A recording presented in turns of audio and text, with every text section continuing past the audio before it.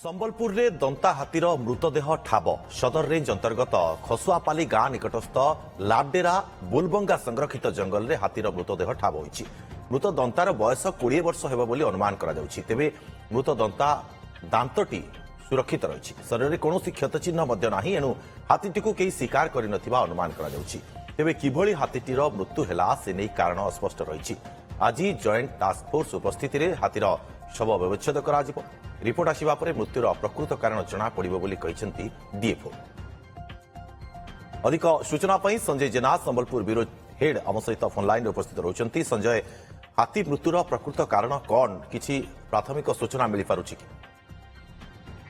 देखो डीएफओ कहते पोस्टमार्टम पर जना पड़ो किंतु पारिपार्श्विक अवस्था कौन स्पष्ट कारण जना पड़ूना कारण हाथीटी जेहेतु गोटे कड़ को पड़ी रही बर्तमान जी तार शरीर भिजिबल होची कौन एक्सटर्नाल इंजुरी नाई बोली जना पड़ी।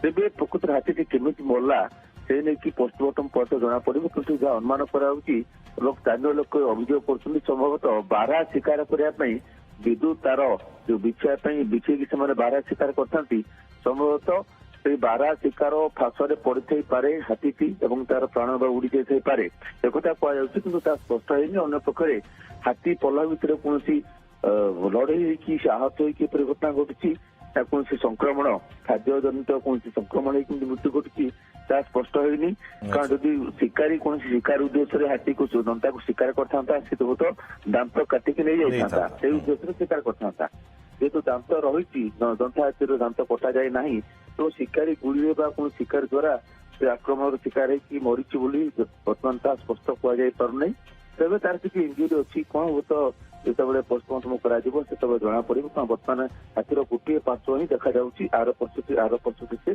कड़ी रही अवस्था रही गत काली व्यवच्छेद पर ही मृत्युर कारण स्पष्ट हो पार। बहुत बहुत धन्यवाद आपको तमाम सूचना संजय।